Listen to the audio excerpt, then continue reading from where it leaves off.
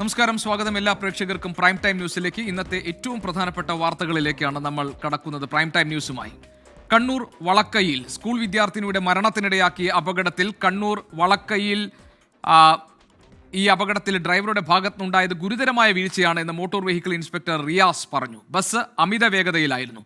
School ബസ്സിന് 14 വർഷത്തെ പഴക്കമുണ്ടെന്നും motor vehicle inspector പറഞ്ഞു.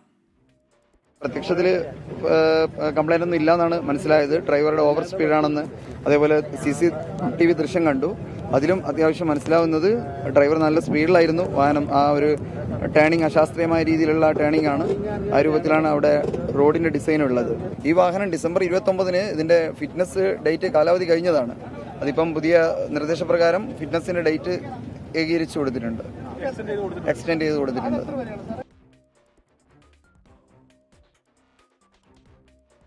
ഇനി ദൃക്സാക്ഷി ഷെഫീഖിന്റെ പ്രതികരണം നമുക്ക് നോക്കാം. സ്കൂൾ ബസ് അമിത വേഗതയിലായിരുന്നുവെന്നാണ് ദൃക്സാക്ഷിയായ ഷെഫീഖ് 24-നോട് പറഞ്ഞത്. ഞാനിവിടെ ശബ്ദം കിട്ടുകയാണ് പുറത്ത് വന്ന് നോക്കിയത്. അപ്പോൾ അവിടെ വണ്ടി അടിമറിഞ്ഞ് കിടക്കുന്നുണ്ട്. അവിടെ എത്തിയപ്പോഴും സ്കൂൾ ബസ്സാണെന്ന് മനസ്സിലായി. തല മറിഞ്ഞിട്ടുണ്ടായിരുന്നു. അപ്പം പോയപ്പോൾ മുന്നിലത്തെ ഗ്ലാസ് പൊട്ടിയിട്ടുണ്ട്. അതിനകത്തോട് വഴിയാണ് നമ്മൾ ഓരോ കുട്ടികളെയും പുറത്തേക്ക് കൊണ്ടുപോകുന്നത്. അപ്പം ഈ കുട്ടിയെ നമ്മൾ കണ്ടിട്ട്, ഈ മരിച്ച കുട്ടി ആക്ച്വലി പുറത്താണ്, വണ്ടിയുടെ പുറത്ത് അടിയിലായിട്ടുണ്ടായിരുന്നു. അപ്പം നമ്മൾ പറ്റുന്ന കുട്ടികളെല്ലാവരെയും പുറത്തിറക്കി ലാസ്റ്റ് ഏറ്റവും പിറകിലായിരുന്നു ഈ കുട്ടി, താഴെ ഉണ്ടായിരുന്നില്ല. അവസാനമാണ് നമ്മൾ കണ്ടത്. പെട്ടെന്ന് തന്നെ നമ്മൾ നാട്ടുകാരൊക്കെ കൂടിയിട്ട് വണ്ടി പൊക്കി കുട്ടിയും കൂടെ നമ്മൾ ഹോസ്പിറ്റലിൽ കൊണ്ടുപോയി. ഏകദേശം അന്നേരം എടുക്കുമ്പോൾ തന്നെ ഏകദേശം കുട്ടി ബോധമൊന്നുമില്ലായിരുന്നു, മരിച്ച രീതിയിൽ തന്നെ ആയിരുന്നു. ഹോസ്പിറ്റലിൽ പോയി അവിടെ എത്തിയുമ്പോഴേക്കും കുട്ടി മരിച്ചിട്ടുണ്ടായിരുന്നു. ഓവർ സ്പീഡാണെന്ന് പറയുന്നുണ്ട് കുറച്ച് പേര്. പിന്നെ കറക്റ്റ് നമ്മൾ ശബ്ദം മാത്രമേ കേട്ടില്ല, എങ്ങനെയാണെന്ന് കണ്ടിട്ടുണ്ടായിരുന്നില്ല. അപകടത്തിൽ കുറുമാത്തൂർ ചിന്മയ സ്കൂളിലെ 5ാം ക്ലാസ് വിദ്യാർത്ഥിനി നേദ്യ എസ് രാജേഷാണ് മരിച്ചത്. അപകടത്തിൽ 15 പേർക്ക് പരിക്കുണ്ട്. ഗുരുതരമായി പരിക്കേറ്റ കുട്ടിയെ പരിയാരം മെഡിക്കൽ കോളേജിൽ ഇപ്പോൾ ചികിത്സയിലുമാണ്. അരുൺ പൂപ്പറമ്പ കണ്ണൂരിൽ നിന്ന് വിവരങ്ങൾ നൽകാനുണ്ട്. അരുൺ, ഇത് ദാരുണമായൊരു സംഭവമാണ്. ഈ ബസ് അമിത വേഗതയിലായിരുന്നില്ല എന്ന് ചിലർ നേരത്തെ പറഞ്ഞിരുന്നു. പക്ഷേ അമിത വേഗതയിലാകാനുള്ള സാധ്യതയും ചിലർ തള്ളിക്കളയുന്നില്ല. എങ്ങനെയാണ് അപകടം സംഭവിച്ചത് എന്ന കാര്യത്തിൽ ഒരു വ്യക്തതയായിട്ടുണ്ടോ? ഇപ്പോൾ ചികിത്സയിൽ കഴിയുന്ന കുട്ടികളിൽ ഒരാളുടെ നില ഗുരുതരമാണെന്ന് പറയുന്നു. ആ കുഞ്ഞിൻ്റെ ആരോഗ്യനില സംബന്ധിച്ച പുതിയ വിവരങ്ങൾ എന്താണ്?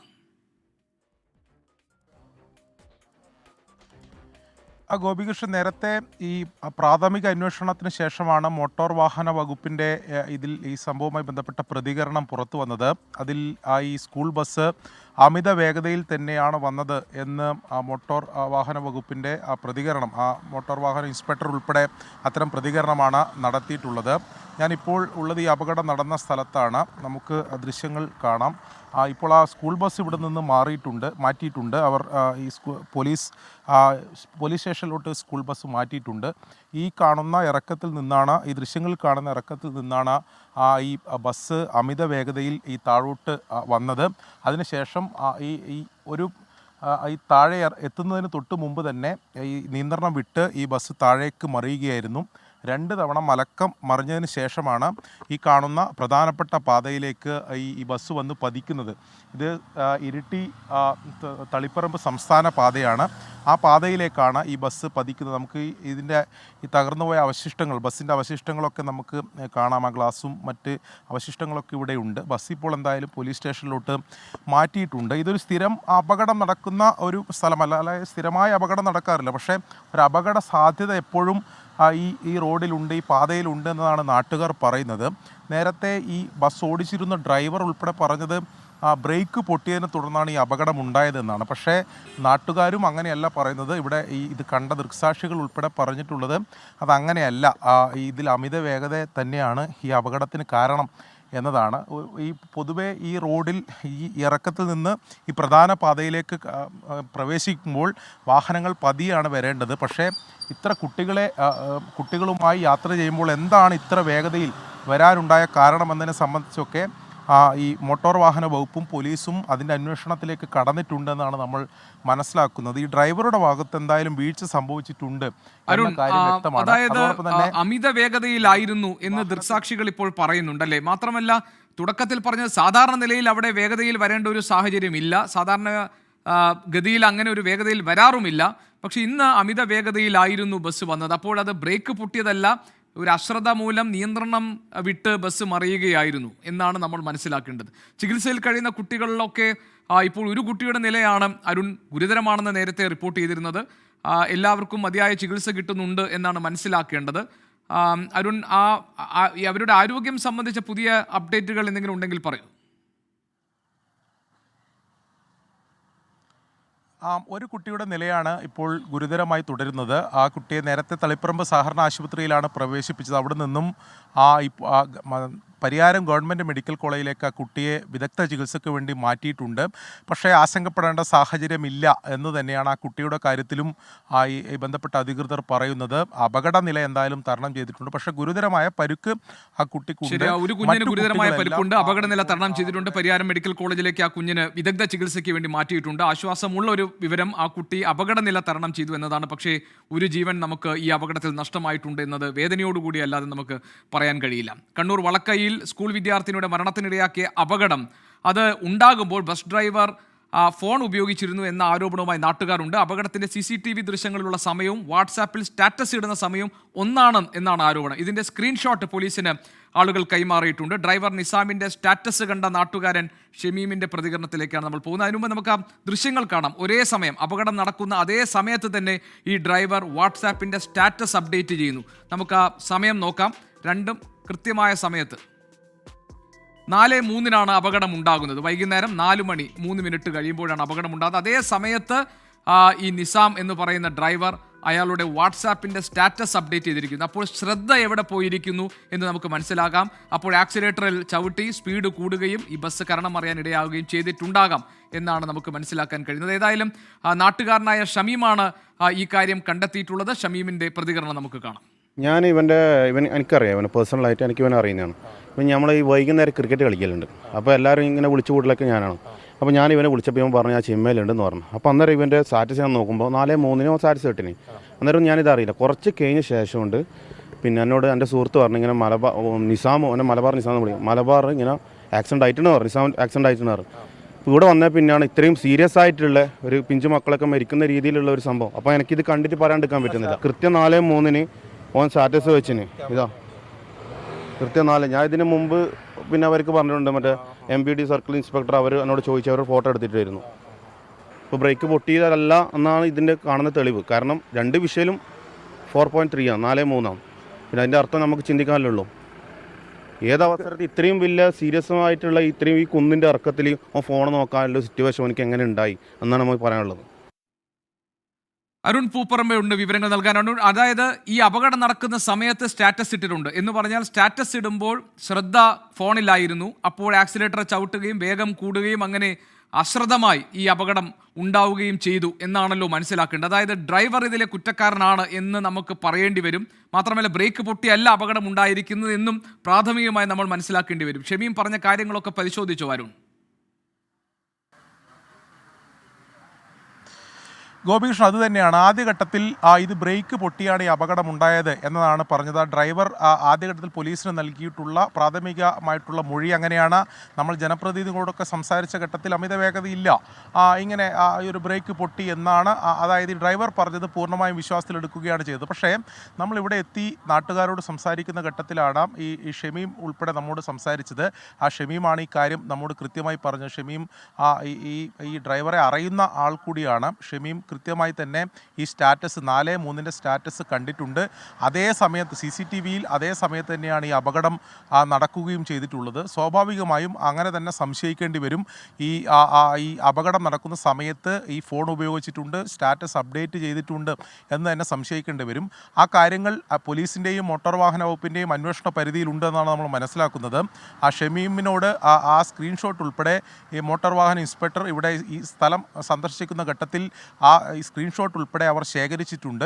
ആ കാര്യങ്ങൾ അവർ കൃത്യമായി അവർക്ക് സൈബർ ഇതിന്റെ സഹായത്തോടു കൂടി തന്നെ പോലീസിനും ഏതായാലും ഈ കാര്യങ്ങൾ പരിശോധിക്കട്ടെ. അരുൺ പൂപ്പറമ്പ, ഷമീം പറഞ്ഞതനുസരിച്ചിട്ടാണെങ്കിൽ ഒരേ സമയം സ്ക്രീൻഷോട്ടും അതേസമയം തന്നെ അപകടവും നടന്നിരിക്കുന്നു. ഡ്രൈവറുടെ ഭാഗത്തുനിന്നുള്ള ഗുരുതര വീഴ്ച എന്ന് നമ്മൾ സംശയിക്കേണ്ടി വരും. സംസ്ഥാനത്ത് വിവിധയിടങ്ങളിലായി നടന്ന വാഹനാപകടങ്ങളിൽ 7 പേർ മരിച്ചു. കൊച്ചിയിൽ വൈപ്പിൻ ഗോശ്രീ പാലത്തിൽ ബൈക്ക് മറിഞ്ഞ് കോളേജ് വിദ്യാർത്ഥികളായ പാലക്കാട് സ്വദേശി ആരോമൽ, നെയ്യാറ്റിൻകര സ്വദേശി നരേന്ദ്രനാഥ് എന്നിവർ മരിച്ചു. പാറശാലയിൽ കാർ നിയന്ത്രണം വിട്ടുമറിഞ്ഞ് ഐര സ്വദേശി മരിച്ചു.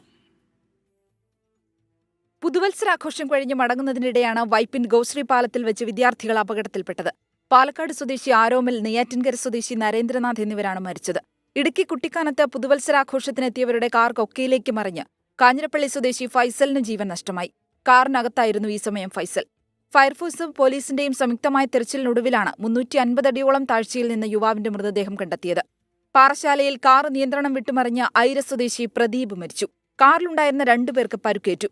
എരുമേലി കണമല അട്ടിവളവിൽ ബസ് മറിഞ്ഞ ശബരിമല തീർത്ഥാടക സംഘത്തിലെ ഡ്രൈവർ മരിച്ചു. ആന്ധ്ര സ്വദേശി രാജുവാണ് മരിച്ചത്. ബസിന്റെ അമിത വേഗത അപകട കാരണമെന്ന മോട്ടോർ വാഹന വകുപ്പ്. തിരുവനന്തപുരം വഴയിലയിൽ ഓട്ടോറിക്ഷയും ബൈക്കും കൂട്ടിയിടിച്ച് അരുവിക്കര സ്വദേശി ഷാലു അജയ് മരിച്ചു.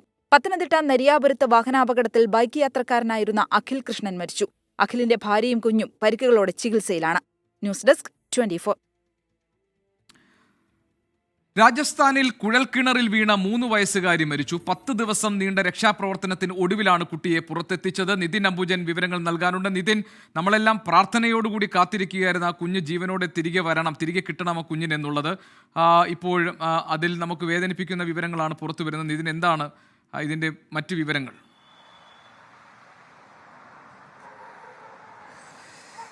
ഗോപി പറഞ്ഞ പോലെ തന്നെ ഏറെ വേദനിപ്പിക്കുന്ന ഒരു വിവരം തന്നെയാണ് രാജസ്ഥാനിലും പുറത്തു വന്നിരിക്കുന്നത്. ഡിസംബർ 23-നാണ് കോട്ട്പുത്ലി എന്ന പ്രദേശത്ത് അച്ഛനോടൊപ്പം കൃഷിയിടത്തേക്ക് പോയ പെൺകുട്ടി കുഴൽക്കിണറിൽ വീണത്. ഏതാണ്ട് 700 അടി താഴ്ചയിലുള്ള കുഴൽക്കിണറിലാണ് വീണത്. 150 അടി താഴ്ചയിൽ കുട്ടി തങ്ങി നിൽക്കുകയായിരുന്നു. അതിനുശേഷം പലതരത്തിലുള്ള ശ്രമങ്ങൾ രക്ഷാദൗത്യ സേനയുടെ ഭാഗത്തും നടന്നു. SDRFും NDRFും സ്ഥലത്തെത്തി സമാന്തരമായ ഒരു കുഴി കുഴിച്ച് കുട്ടിയെ പുറത്തെത്തിക്കാനുള്ള ശ്രമം നടന്നു. പക്ഷേ കുഴിയുടെ ദിശ ആദ്യം ഒന്ന് മാറിപ്പോയത് രക്ഷാപ്രവർത്തനം വൈകിപ്പോയി. പിന്നീട് മറ്റു പല ഉപകരണങ്ങളും എത്തിച്ചാണ് സമാന്തരമായ ഒരു കുഴി കുഴിച്ചത്. എന്നിട്ടും കുട്ടിക്ക് വേണ്ട വിധത്തിൽ ഭക്ഷണമോ അല്ലെങ്കിൽ വെള്ളമോ എത്തിക്കാൻ കഴിയാതിരുന്ന സാഹചര്യം ഇതിനെ രക്ഷാപ്രവർത്തനം തിരിച്ചടിയായി. അങ്ങനെ 10 ദിവസം നീണ്ട രക്ഷാപ്രവർത്തനമാണ് നടന്നത്. ഇന്ന് രാത്രി വൈകിട്ട് ഏതാണ്ട് ഒരു 6 മണിയോട് തന്നെ കുട്ടിയെ പുറത്തെത്തിച്ചു. പക്ഷേ കുട്ടിയെ പുറത്തെത്തിക്കുമ്പോഴും ചേതന എന്ന 3 വയസ്സുകാരി ജീവിതത്തിലേക്ക് തിരിച്ചു വരുന്ന ഒരു പ്രതീക്ഷയുണ്ടായിരുന്നു. പക്ഷേ ആശുപത്രിയിൽ എത്തിക്കവേ കുട്ടി മരിച്ചു എന്ന വിവരമാണ് ഈ ഘട്ടത്തിൽ പുറത്തു വരുന്നത്. എന്തായാലും ഏറെ വേദനിപ്പിക്കുന്ന സംഭവമാണ്. കഴിഞ്ഞ 3 ആഴ്ചക്കിടെ രാജ്യത്ത് ഏതാണ്ട് ഇത് മൂന്നാമത്തെ സംഭവമാണ് രാജ്യത്ത് നടക്കുന്നത്. രണ്ടിടങ്ങളിൽ, രാജസ്ഥാനിൽ തന്നെ 2ഇടത്ത് സമാനമായി തന്നെ കുഴൽക്കിണറിൽ വീണ് കുട്ടികൾ മരിച്ചിരുന്നു.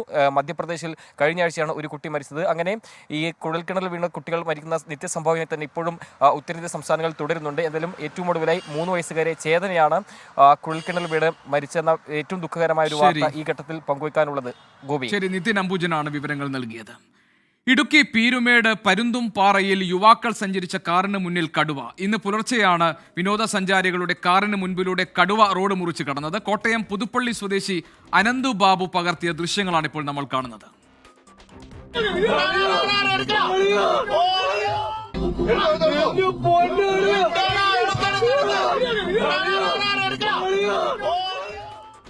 രാഹുൽ വിജയൻ ഇടുക്കിയിൽ നിന്നുണ്ട് വിവരങ്ങൾ നൽകാൻ. രാഹുൽ, കടുവ റോഡ് മുറിച്ച് കടക്കുന്നതിന്റെ ദൃശ്യങ്ങൾ ചെറുപ്പക്കാർ പകർത്തിയത് നമ്മൾ കണ്ടു. അപകട മേഖലയാണ് ഇത് എന്നാണല്ലോ അത് നൽകുന്ന സൂചന. എന്താണ് രാഹുൽ വിവരങ്ങൾ? തീർച്ചയായിട്ടും അപകട മേഖലയാണ് ഇപ്പോൾ പരുന്തുംപാറ എന്നുള്ള സൂചന നൽകുന്ന ദൃശ്യങ്ങളാണ് പുറത്തു വന്നിരിക്കുന്നത്.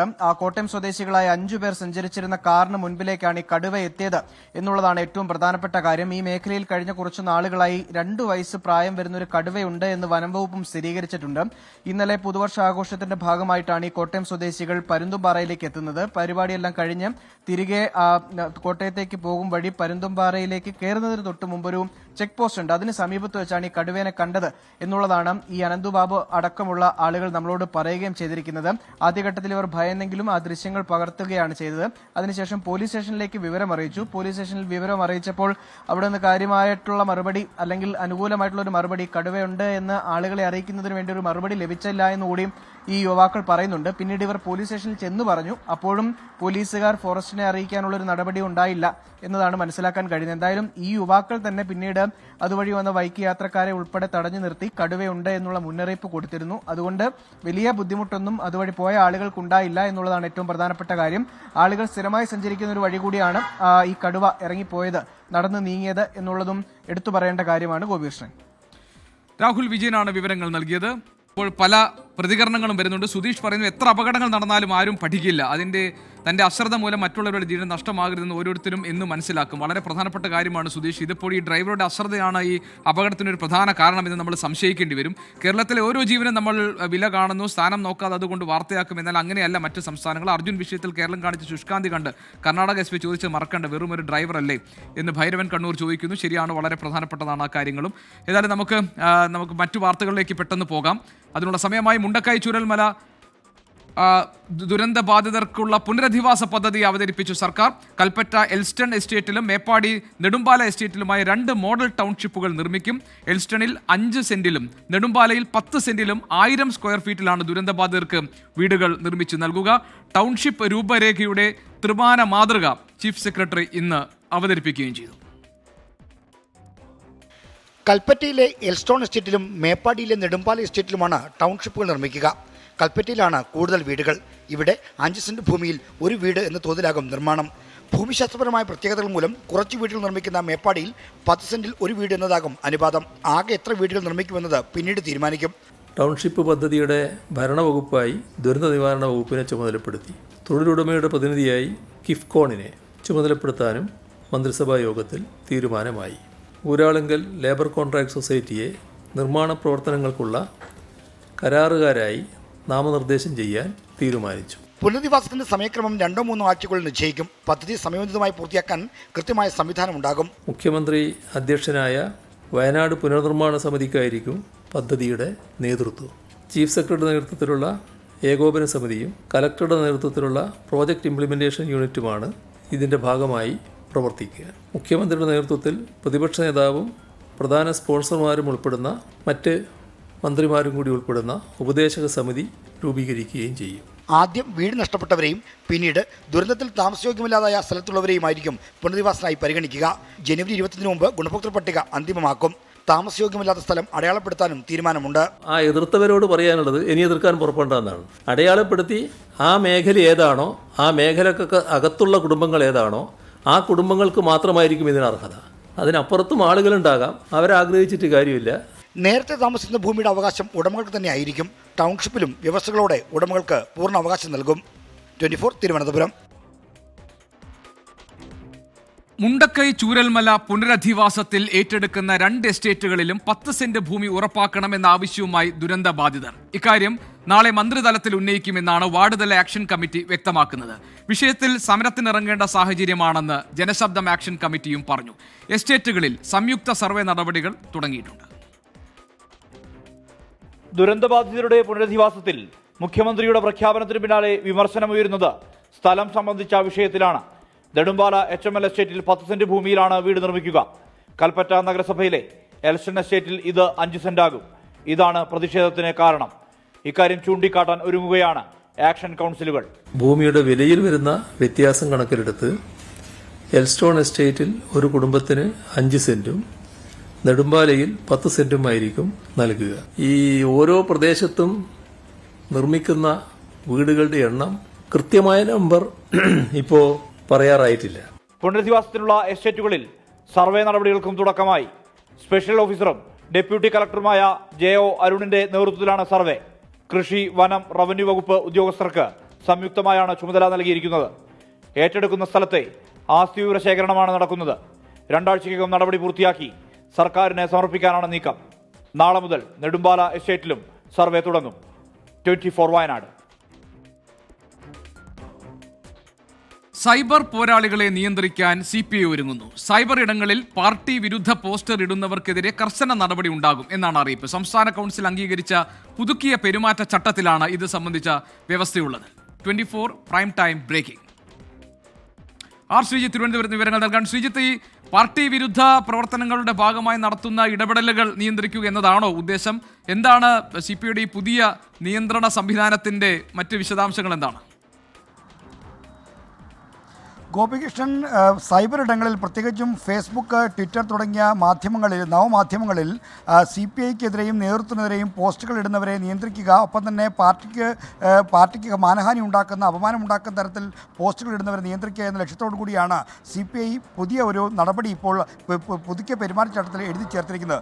നേരത്തെ CPIയുടെ പാർട്ടി ഭരണഘടനകളിലും അച്ചടക്ക നടപടിയിൽ പറയുന്ന ഭാഗങ്ങളിലൊന്നും ഈ സൈബർ ഇടങ്ങളിലെ അപകീർത്തികരമായ പ്രസ്താവനയ്ക്കെതിരെ നടപടിയെടുക്കാനുള്ള വകുപ്പില്ല ഉത്തരവില്ലായിരുന്നു, വ്യവസ്ഥയില്ലായിരുന്നു. എന്നാൽ ഇപ്പോൾ പെരുമാറ്റച്ചട്ടം പുതുക്കിയപ്പോൾ ആ പുതുക്കിയ കമ്മിറ്റി 3 പേരടങ്ങുന്ന ഒരു കമ്മിറ്റിയാണ് പെരുമാറ്റച്ചട്ടം പുതുക്കുന്നത് സംബന്ധിച്ച കാര്യങ്ങളെപ്പറ്റി പഠിച്ച് നിർദ്ദേശങ്ങൾ സമർപ്പിച്ചത്. അസിസ്റ്റന്റ് സെക്രട്ടറി ഇ ചന്ദ്രശേഖരൻ, ഒപ്പം തന്നെ കൊല്ലത്തു നിന്നുള്ള സംസ്ഥാന എക്സിക്യൂട്ടീവ് അംഗം ആർ രാജേന്ദ്രൻ എന്നിവരടങ്ങുന്ന കമ്മിറ്റിയാണ് ഈ പുതുക്കിയ നിർദ്ദേശങ്ങൾ പെരുമാറ്റച്ചട്ടത്തിൽ ഉൾപ്പെടുത്താൻ നിർദ്ദേശിച്ചത്. അതിൽ ഏറ്റവും പ്രധാനപ്പെട്ട നിർദ്ദേശമായിരുന്നു സൈബർ ഇടങ്ങളിൽ പാർട്ടിക്ക് അപകീർത്തികരമായ പരാമർശം നടത്തുന്ന, പാർട്ടി വിരുദ്ധ നടത്തുന്ന പരാമർശം നടത്തുന്നവർക്കെതിരെ നടപടിയെടുക്കണമെന്നുള്ളത്. അതിൻ്റെ ഭാഗമായി പാർട്ടി അച്ചടക്കത്തിൻ്റെ 111(7) വകുപ്പ് പ്രകാരം സൈബർ ഇടങ്ങളിൽ അപകീർത്തികരമായ പോസ്റ്റ് ഇടുന്നവർക്കെതിരെ നടപടിയെടുക്കാം, വേണമെങ്കിൽ പുറത്താക്കൽ അടക്കമുള്ള നടപടികൾ സ്വീകരിക്കാം എന്നാണ് ഈ പുതുക്കിയ പെരുമാറ്റച്ചട്ടത്തിൽ പറയുന്നത്. സൈബർ ഇടങ്ങളിൽ ഈ ഇത്തരം അപകീർത്തികരമായ പോസ്റ്റ് ഇടുന്നവർക്കെതിരെ മുന്നറിയിപ്പ് നൽകാം. ആ മുന്നറിയിപ്പ് അവഗണിച്ച് വീണ്ടും പോസ്റ്റുകൾ ഇടുന്നത് തുടർന്നാൽ അവരെ ഉപരിഘടകമായി ആലോചിച്ച് കർശന നടപടിക്ക് വിധേയമാക്കാം എന്നാണ് പുതുക്കിയ പെരുമാറ്റച്ചട്ടം അനുശാസിക്കുന്നത്. ഗോപികൃഷ്ണൻ. ശരി, ശ്രീജിത്ത് റിപ്പോർട്ട് ചെയ്യുന്നതനുസരിച്ച് CPI കർശനമായ നിയന്ത്രണങ്ങളിലേക്ക് കടക്കുകയാണ്. സൈബർ ഇടങ്ങളിൽ പാർട്ടി വിരുദ്ധ നിലപാടുകൾ സ്വീകരിച്ചുകൊണ്ട് പോസ്റ്റ് ഇടുന്നവർക്കെതിരെ കർശനമായ നടപടി ഉണ്ടാകും എന്നതാണ് പെരുമാറ്റച്ചട്ടത്തിൽ പുതുതായി ഉൾപ്പെടുത്തിയിരിക്കുന്ന വ്യവസ്ഥ. ആർ ശ്രീജിത്ത് അതിന്റെ വിശദാംശങ്ങൾ നൽകുകയായിരുന്നു. മുഖ്യമന്ത്രിയുടെ സനാതനധർമ്മ പരാമർശത്തിൽ കോൺഗ്രസിൽ ഭിന്നത രൂക്ഷമാവുകയാണ്. മുഖ്യമന്ത്രിയുടെ നിലപാടിനെ KPCC അധ്യക്ഷൻ K സുധാകരൻ പിന്തുണച്ചപ്പോൾ പ്രതിപക്ഷ നേതാവ് അതിനെ തള്ളിക്കളഞ്ഞു. സനാതനധർമ്മം സംസ്കാരത്തിന്റെ ഭാഗമാണെന്നും സംഘപരിവാരത്തിൻ്റെതല്ല സനാതനധർമ്മം എന്നുമായിരുന്നു പ്രതിപക്ഷ നേതാവ് VD സതീശന്റെ നിലപാട്. ശിവഗിരി തീർത്ഥാടനത്തിന് തുടക്കം കുറിച്ചുകൊണ്ടായിരുന്നു മുഖ്യമന്ത്രിയുടെ പ്രസ്താവന. പിന്നാലെ BJP ദേശീയ നേതൃത്വം മുഖ്യമന്ത്രിക്കെതിരെ രംഗത്തെത്തി. എന്നാൽ തീർത്ഥാടനത്തിന് സമാപനമാകുമ്പോൾ മുഖ്യമന്ത്രിയുടെ പ്രസ്താവനയിൽ KPCC അധ്യക്ഷനും പ്രതിപക്ഷ നേതാവും 2 തട്ടിലാണ്. രാവിലെ സമ്മേളനത്തിനെത്തിയ K സുധാകരൻ മുഖ്യമന്ത്രിയുടെ പ്രസ്താവനയെ പിന്തുണച്ചു. വിശ്വപൗരനായ ശ്രീനാരായണ ഗുരുദേവനെ സനാതന ധർമ്മത്തിന്റെ പേര് പറഞ്ഞ് ചാതുർവർണ്ണത്തിലും വർണ്ണാശ്രമത്തിലും തളക്കാൻ ശ്രമം നടക്കുന്നില്ലേ?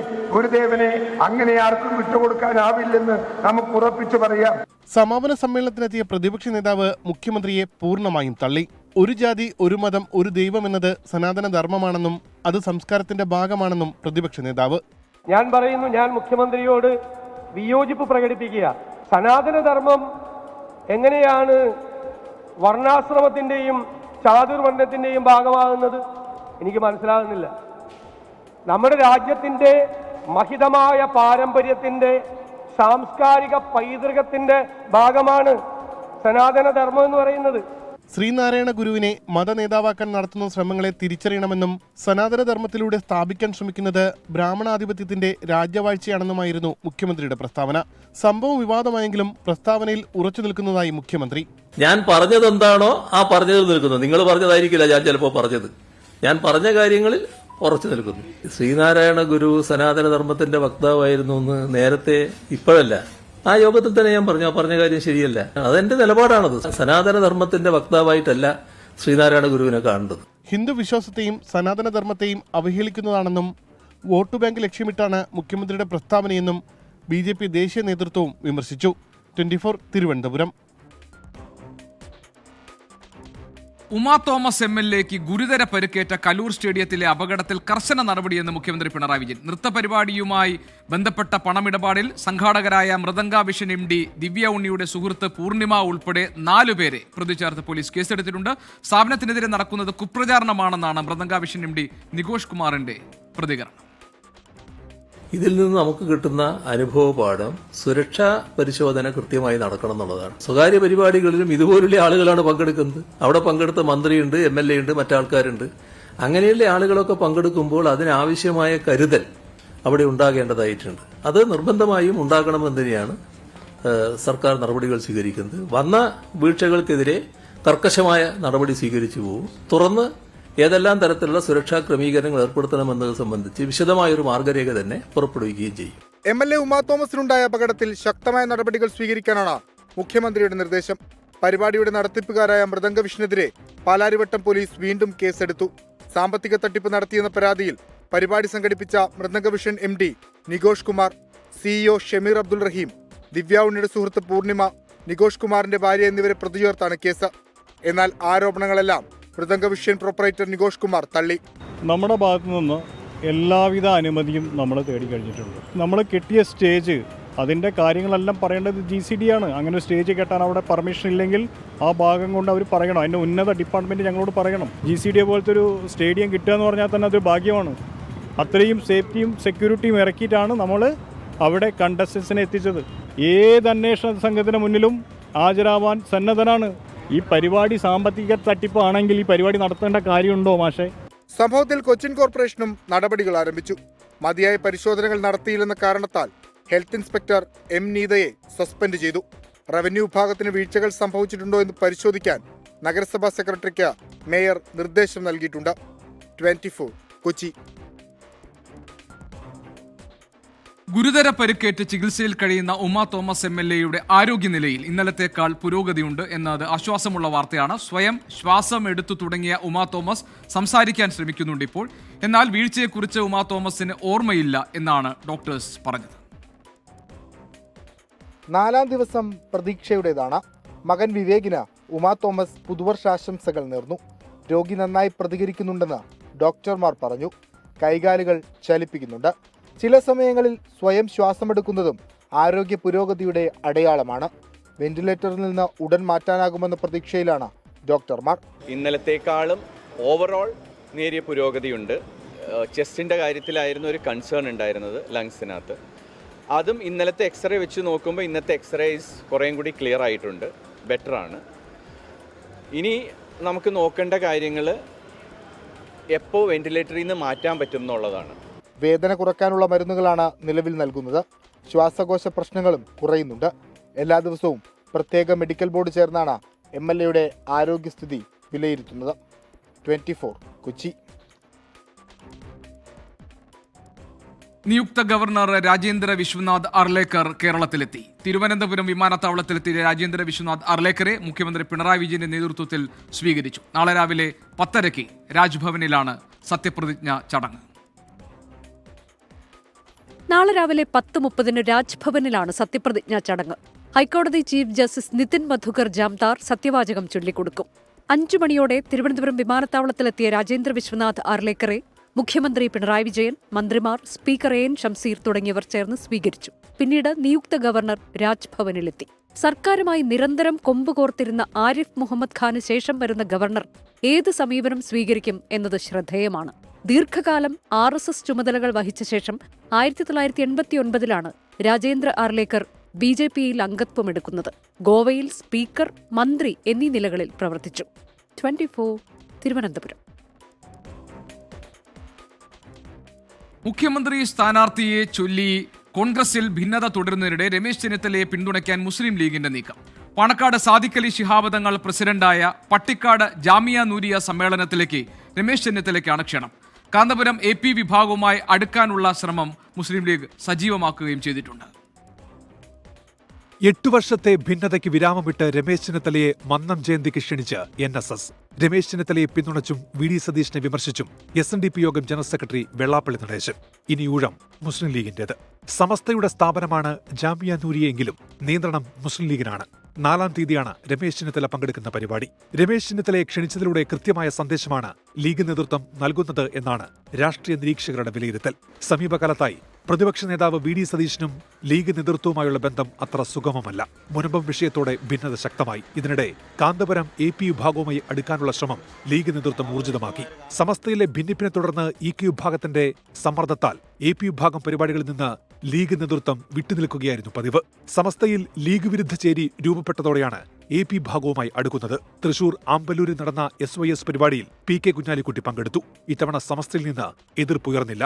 അതിനിടെ വിവാദ വിഷയങ്ങൾ ചർച്ച ചെയ്യാൻ സമസ്ത മുഷാവറ ഈ മാസം 7 ചേരും. Political desk 24. NCPയുടെ മന്ത്രിമാറ്റ ആവശ്യം മുഖ്യമന്ത്രി തള്ളി. മന്ത്രിമാറ്റം അടഞ്ഞ അധ്യായമാണെന്ന് മുഖ്യമന്ത്രി തോമസ് കെ തോമസിനെ അറിയിച്ചു. മന്ത്രിമാറ്റം പൊളിഞ്ഞതോടെ സംസ്ഥാന അധ്യക്ഷൻ PC ചാക്കോയ്ക്കെതിരെ LDF നേതൃത്വത്തിന് കത്ത് നൽകാനാണ് AK ശശീന്ദ്രൻ പക്ഷത്തിന്റെ തീരുമാനം. തോമസ് കെ തോമസിനെ മന്ത്രിയാക്കുന്നതിനെതിരെ എതിർത്ത് SNDP യോഗം ജനറൽ സെക്രട്ടറി വെള്ളാപ്പള്ളി നടേശനും രംഗത്തുണ്ട്. മന്ത്രിമാറ്റം ആവശ്യപ്പെട്ട് കൂടിക്കാഴ്ചയ്ക്കെത്തിയപ്പോഴാണ് തോമസ് കെ തോമസിനോട് മുഖ്യമന്ത്രി നിലപാട് വ്യക്തമാക്കിയത്. കൂറുമാറ്റത്തിന് കോഴ വാഗ്ദാനം ചെയ്യുന്ന ആരോപണത്തിൽ കുറ്റവിമുക്തനാക്കിക്കൊണ്ടുള്ള NCP ആഭ്യന്തര സമിതിയുടെ റിപ്പോർട്ട് വന്ന സാഹചര്യത്തിൽ മന്ത്രിയാക്കാൻ അനുവദിക്കണമെന്നായിരുന്നു തോമസ് കെ തോമസിന്റെ അഭ്യർത്ഥന. എന്നാൽ മന്ത്രിമാറ്റം സംബന്ധിച്ച് നേരത്തെ തന്നെ NCP നേതാക്കളോട് നിലപാട് വ്യക്തമാക്കിയിട്ടുണ്ട്. അതിൽ മാറ്റമില്ല. മന്ത്രിമാറ്റം അടഞ്ഞ അധ്യായമാണെന്നും മുഖ്യമന്ത്രി തോമസ് കെ തോമസിനെ അറിയിച്ചു.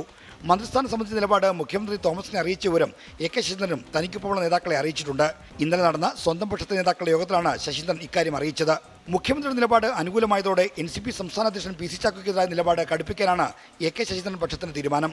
പാർട്ടിക്ക് അനുവദിച്ചിരിക്കുന്ന ബോർഡ് കോർപ്പറേഷൻ പദവികളിലേക്ക് PC ചാക്കോ നൽകുന്ന ശുപാർശകൾ അംഗീകരിക്കണമെന്നാവശ്യപ്പെട്ട് എ കെ ശശീന്ദ്രൻ LDF നേതൃത്വത്തിന് കത്ത് നൽകും. ഗുരുവായൂർ ദേവസ്വം പുനഃസംഘടനയിൽ പാർട്ടിക്ക് അനുവദിച്ച സ്ഥാനത്തേക്ക് PC ചാക്കോ സ്വന്തം നിലയ്ക്ക് നിയമനം നടത്താൻ ഒരുങ്ങുന്നു എന്ന വിവരത്തിന്റെ അടിസ്ഥാനത്തിലാണ് ഈ നീക്കം. തനിക്കൊപ്പം നിൽക്കുന്ന 7 നേതാക്കൾക്കെതിരെ സ്വീകരിച്ച അച്ചടക്ക നടപടി പിൻവലിക്കണമെന്നും ശശീന്ദ്രൻ PC ചാക്കോയോട് ആവശ്യപ്പെടും. ഈ ആവശ്യങ്ങൾ ഉന്നയിച്ച് ശശീന്ദ്രൻ മുതിർന്ന നേതാവ് TP പീതാംബരൻ മാസ്റ്റർക്കൊപ്പം PC ചാക്കോയെ കാണും. നേതൃത്വം ബ്ലാക്ക്മെയിൽ രാഷ്ട്രീയം പയറ്റാൻ ശ്രമിച്ചാൽ അതേ നാണയത്തിൽ തിരിച്ചടിക്കാനും ശശീന്ദ്രൻ പക്ഷം തീരുമാനിച്ചിട്ടുണ്ട്. മന്ത്രിപദവിക്കായി തോമസ് കെ തോമസിന്റെയും PC ചാക്കോയുടെയും ശ്രമങ്ങൾ കണ്ട് കേരളം ചിരിക്കുകയാണെന്ന് SNDP general secretary Vellappally Natesan പ്രതികരിച്ചു. കുട്ടനാട് മണ്ഡലം NCPക്ക് നൽകിയത് അക്ഷന്തവ്യമായ അപരാധമാണ്. എ കെ ശശീന്ദ്രൻ ജനപിന്തുണയുള്ള ആളാണെന്നും കേരള കൗമുദിൽ എഴുതിയ ലേഖനത്തിൽ വെള്ളാപ്പള്ളി നടേശൻ അഭിപ്രായപ്പെട്ടു. R. ശ്രീജിത്ത്, 24, തിരുവനന്തപുരം. തിരുവനന്തപുരം കഠിനംകുളത്ത് യുവാക്കൾക്ക് നേരെ ഗുണ്ടാ സംഘത്തിന്റെ ആക്രമണം. 3 പേർക്ക് പരിക്കുണ്ട്. പ്രതികളെ പിടികൂടാനെത്തിയ പോലീസിനെ സ്ത്രീകൾ തടഞ്ഞുവെച്ചു. ഒരാളെ പോലീസ് അറസ്റ്റ് ചെയ്തിട്ടുണ്ട്. അജീഷ് ജയകുമാർ വിവരങ്ങൾ നൽകാനുണ്ട്. അജീഷ്, ഈ കഠിനംകുളത്ത് യുവാക്കൾക്ക് നേരെ ഈ ഗുണ്ടാ സംഘത്തിന്റെ ആക്രമണം ഉണ്ടാകാനുള്ള സാഹചര്യം എന്തായിരുന്നു? സ്ത്രീകൾ ഇതിനകത്ത് ഈ പ്രതികളെ പോലീസിനെ തടഞ്ഞു വെക്കുന്ന സ്ഥിതിയുണ്ടായി. എന്താണ് സംഭവിച്ചത്? ഗോപി, ഇന്ന് ഉച്ചയ്ക്കാണ് ഈ സംഭവം നടക്കുന്നത്. കഠിനംകുളം ശാന്തിപുരം എന്നുള്ള സ്ഥലത്താണ് ഈ സംഭവം നടക്കുന്നത്. ശാന്തിപുരം സ്വദേശികളായ 3 ചെറുപ്പക്കാർ, അവരുടെ പേര് ആഷിഖ്, അഭിജിത്ത്, സ്റ്റാമിൻ സ്റ്റാലിൻ എന്നിവരാണ്. ഇവർ അവിടെ ഒരു പള്ളിപ്പെരുന്നാളിനോടനുബന്ധിച്ച് ജോലികളിൽ ഏർപ്പെട്ടിരുന്ന യുവാക്കളാണ്. ഈ സമയത്താണ് ഈ ഗുണ്ടാ സംഘങ്ങളിൽപ്പെട്ട ഈ 3-ൽ ഒരാളായി സഞ്ജയ് എന്നൊരാൾ അതുവഴി കടന്നു പോകുന്നത്. ഈ സഞ്ജയെ മുഖത്ത് തുറച്ചു നോക്കി എന്നാണ് അവർ ഈ ആക്രമണത്തിന് കാരണമായി പറയുന്നത്. മുഖത്ത് തുറച്ചു നോക്കിയത് ഇവർ ചോദ്യം ചെയ്തപ്പോൾ പിന്നീട് തർക്കമായി. ഇതോടെ ഈ ഗുണ്ടാ സംഘം മറ്റ് 2 പേർ കൂടി, അതായത് ബിബിന്, സഞ്ജയ്, പ്രകാശ്, ഇങ്ങനെ 3 ഗുണ്ടകളാണ് ഉണ്ടായിരുന്നത്. ഇവർ അവിടെ ബിയർ കുപ്പിയൊക്കെ പൊട്ടിച്ച് വലിയ ഭീകരാന്തരീക്ഷം സൃഷ്ടിച്ചു. കയ്യിലുണ്ടായിരുന്ന കത്തി ഉപയോഗിച്ച് ഈ 3 ചെറുപ്പക്കാരെ ആക്രമിച്ചു. 3 പേരുടെയും പരിക്കത്ര ഗുരുതരമല്ല, പക്ഷേ പരിക്കേറ്റിട്ടുണ്ട്. ഇവരെ ആശുപത്രിയിലേക്ക് കൊണ്ടുപോയി. വിവരം അറിഞ്ഞ് കഠിനംകുളം പോലീസ് അപ്പോൾ തന്നെ സ്ഥലത്തെത്തിയപ്പോഴേക്കും ഇതിൽ ഗുണ്ടയിൽ ഒരാളായ പ്രകാശ്, അയാൾ ഓടി അയാളുടെ വീട്ടിലേക്ക് കയറി. വീട്ടിൽ കയറിയപ്പോഴാണ് വീട്ടിലുണ്ടായിരുന്ന സ്ത്രീകൾ ഈ പോലീസിനെ തടഞ്ഞു വെച്ചതും. ഈ 1-ാം പ്രതി ബിബിന്റെ ഭാര്യ മടവണ, ബന്ധുക്കളായ അമ്പിളി, മുത്തമ്മ, ഈ 3 സ്ത്രീകളെ ഇതിനെ തുടർന്ന് പോലീസ് കസ്റ്റഡിയിൽ എടുത്തിട്ടുണ്ടായിരുന്നു. അതിനുശേഷം വിട്ടയച്ചു. എന്തായാലും ബിബിന്റെ ഭാര്യ മടവണയും നിരവധി ലഹരി കേസുകളിൽ പ്രതികളാണെന്നാണ് പോലീസ് പറയുന്നത്. മറ്റുള്ളവരും വധശ്രമമടക്കം നിരവധി കേസുകളിൽ പ്രതികളാണ്. എന്തായാലും ഇതിൽ ഒരാളെ ഇപ്പോൾ പോലീസ് കസ്റ്റഡിയിൽ എടുത്തിട്ടുണ്ട്, അറസ്റ്റ് ചെയ്തിട്ടുണ്ട്. മറ്റ് 2 പേർക്കായി പോലീസ് തെരച്ചിൽ നടത്തുന്നുണ്ട്. ഗോപി, ശരി. അജീഷ് ജയകുമാർ ആണ് വിവരങ്ങൾ നൽകിയത് തിരുവനന്തപുരത്ത് നിന്ന്. TP ചന്ദ്രശേഖരൻ വധക്കേസ് പ്രതി കൊടിസുനിക്ക് പരോൾ നൽകിയതിനെ ന്യായീകരിച്ചിരിക്കുന്നു CPM സംസ്ഥാന സെക്രട്ടറി MB ഗോവിന്ദൻ. തടവുകാരന്റെ അവകാശമാണ് പരോൾ എന്നും പരോൾ നൽകുന്നതിൽ CPIM ഇടപെടാറില്ല എന്നുമാണ് MB ഗോവിന്ദൻ പ്രതികരിച്ചത്. കൊടിസുനിക്ക് പരോൾ അനുവദിച്ചതിൽ വിമർശനവുമായി സമസ്ത മുഖപത്രം സുപ്രഭാതം രംഗത്തെത്തി. പരോൾ തടവുകാരന്റെ അവകാശമാണെന്ന MV ഗോവിന്ദന്റെ മറുപടിയിലൂടെ വിഷയത്തിൽ CPIMന്റെ നിലപാട് വ്യക്തം. കൊടിസുനിക്ക് പലയാൾക്കും പരാതി കിട്ടുന്നുണ്ടല്ലോ, പരോളും കിട്ടുന്നുണ്ടല്ലോ. കിട്ടുന്നതിനിപ്പോൾ നമ്മളെന്ത് ചെയ്യാനാ? കമ്മ്യൂണിസ്റ്റ് പാർട്ടി ഓഫ് ഇന്ത്യ മാർക്സിസ്റ്റിനെ ഒരാൾക്ക് പ്രത്യേക പരോൾ വേണമെന്നോ ഒരാൾക്ക് പ്രത്യേക പരോൾ കൊടുക്കാൻ പാടില്ലെന്നോ ഒരു തരത്തിലുള്ള ഇടപെടലും CPIM നടത്തുന്ന കാര്യമല്ല. ഞങ്ങൾക്കത് ബാധകമല്ല. കഴിഞ്ഞ ദിവസം P ജയരാജനും പരോളിനെ ന്യായീകരിച്ച് രംഗത്തെത്തിയിരുന്നു. കൊടിസുനിക്ക് പരോൾ അനുവദിച്ചതിൽ സർക്കാരിനെയും CPIMനെയും രൂക്ഷമായി വിമർശിച്ച് സമസ്ത മുഖപത്രം രംഗത്തു വന്നു. പരോൾ നൽകിയതിൽ ഒരു അപരാധവും CPIM കാണുന്നില്ല എന്നത് അത്ഭുതപ്പെടുത്തുന്നുവെന്നാണ് മുഖപ്രസംഗത്തിലെ വിമർശനം. മനുഷ്യാവകാശത്തിന്റെ പേരിൽ ക്രിമിനലുകൾക്ക് നാട്ടിലിറങ്ങി സ്വൈരവിഹാരം നടത്താൻ സാഹചര്യമുണ്ടാക്കുകയാണെന്നും മുഖപ്രസംഗം കുറ്റപ്പെടുത്തുന്നു. അതേസമയം വിഷയത്തിൽ പ്രതിപക്ഷം കൂടുതൽ പ്രതിഷേധങ്ങൾക്ക് ഒരുങ്ങുകയാണ്. 24 കണ്ണൂർ. നമുക്ക് ഇന്ന് പകൽ സംഭവിച്ച വാർത്തകൾ കാണാം. വാർത്താപ്പകൽ.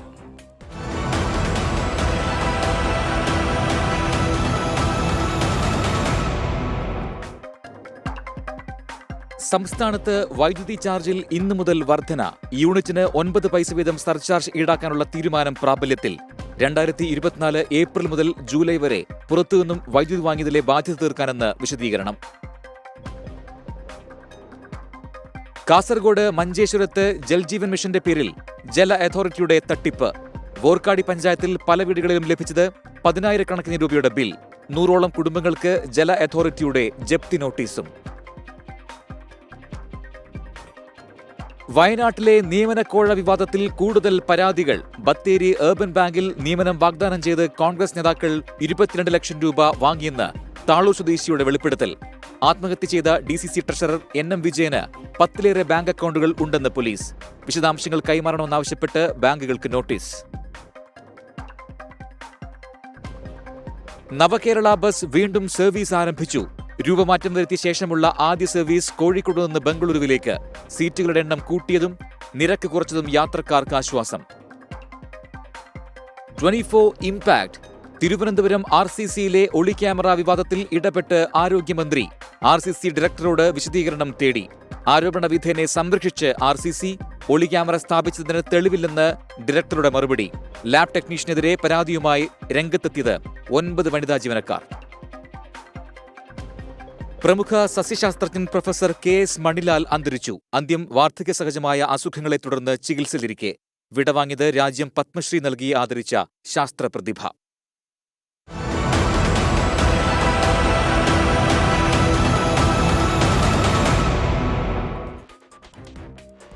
പുതുവത്സര തലേന്ന് തൃശൂർ നഗരത്തിൽ 30 വയസ്സുകാരനെ പ്രായപൂർത്തിയാകാത്ത വിദ്യാർത്ഥികൾ കുത്തിക്കൊന്നു. വിദ്യാർത്ഥികൾ ലഹരിക്ക് അടിമകളാണ് എന്ന് പോലീസ് വ്യക്തമാക്കുന്നു. തൃശൂർ മുള്ളൂർക്കരയിൽ പുതുവത്സര ആശംസ പറഞ്ഞില്ല എന്ന പേരിൽ കാപ്പ കേസ് പ്രതി യുവാവിനെ കുത്തിപ്പരിക്കേൽപ്പിച്ചു.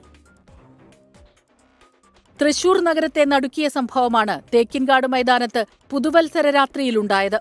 14-കാരനായ വിദ്യാർത്ഥിയാണ് തൃശൂർ പൂത്തോൾ സ്വദേശി ലിവിൻ ഡേവിഡിനെ കുത്തിക്കൊലപ്പെടുത്തിയത്. വിദ്യാർത്ഥികൾ കഞ്ചാവ് വലിച്ചത് ചോദ്യം ചെയ്തപ്പോൾ അവരിൽ ഒരാൾ കയ്യിൽ കരുതിയ കത്തി ഉപയോഗിച്ച് യുവാവിനെ ആക്രമിക്കുകയായിരുന്നു. തൊട്ടടുത്തുള്ള ആശുപത്രിയിലേക്ക് ലിവിനെ എത്തിച്ചെങ്കിലും ജീവൻ രക്ഷിക്കാൻ കഴിഞ്ഞില്ല. നാട്ടുകാർ തടഞ്ഞുവെച്ചാണ് പ്രതികളെ പോലീസിൽ ഏൽപ്പിച്ചത്. കൊലയ്ക്കുപയോഗിച്ച കത്തി വിദ്യാർത്ഥികളുടേതു തന്നെയെന്ന് പോലീസ് കണ്ടെത്തി. മുള്ളൂർക്കരയിൽ പുതുവത്സരാശംസ പറഞ്ഞില്ലെന്ന പേരിലാണ് ബൈക്ക് യാത്രക്കാരനായ സുഹൈബിനെ കാപ്പ കേസ് പ്രതി പാപ്പി എന്ന് വിളിക്കുന്ന ഷാഫി ആക്രമിച്ചത്. 24 തവണയാണ് സുഹൈബിനെ കത്തികൊണ്ട് കുത്തിയത്. കൈയിലും തലയ്ക്കുമാണ് പരുക്ക്. തൃശൂർ മെഡിക്കൽ കോളേജിൽ അത്യാസന്ന വിഭാഗത്തിൽ ചികിത്സയിലാണ് സുഹൈബ്. പ്രതി കൃത്യം നടത്തുമ്പോൾ ലഹരി ഉപയോഗിച്ചിരുന്നു എന്നാണ് സംശയം. നിരവധി കഞ്ചാവ് കേസുകളിൽ പ്രതിയാണ് ഷാഫി. 24 തൃശൂർ. ഇനി കാണാം വാൽകഷ്ണം.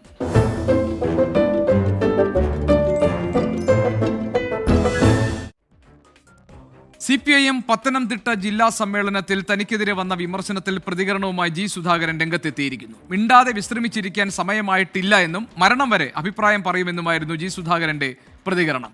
G. സുധാകരന്റെ അഭിപ്രായങ്ങൾ അലോസരപ്പെടുത്തുന്നത് ആരെയെല്ലാമാണ്? കാണാം M. അഫ്സൽ തയ്യാറാക്കിയ വാൽകഷ്ണം.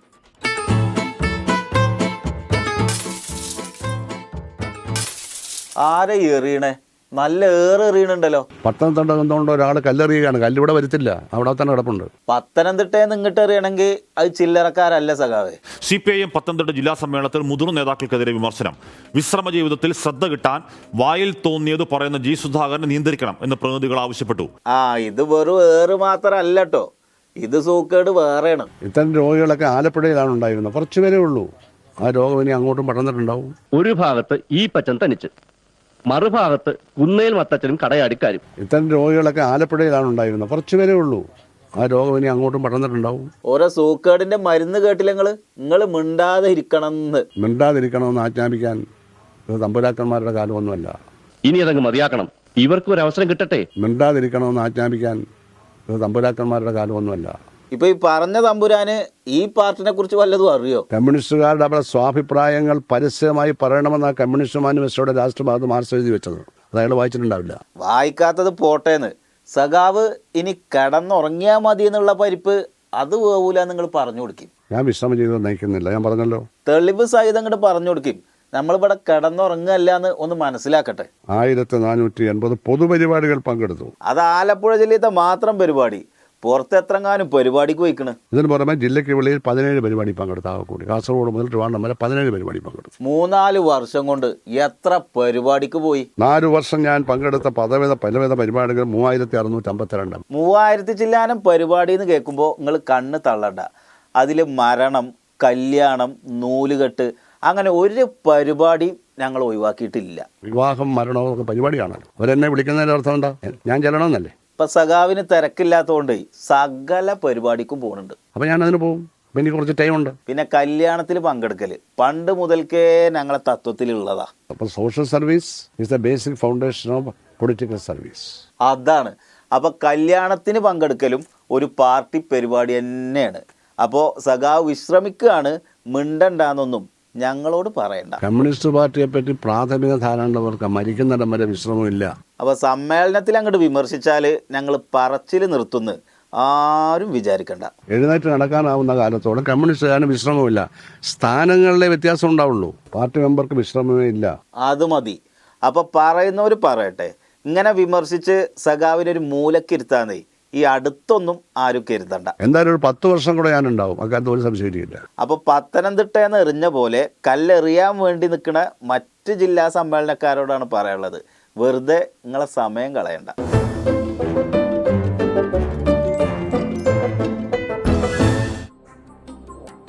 ഈ വാൽകഷ്ണത്തോടെ പ്രൈം ടൈം ന്യൂസ് ഇവിടെ പൂർത്തിയാവുകയാണ്.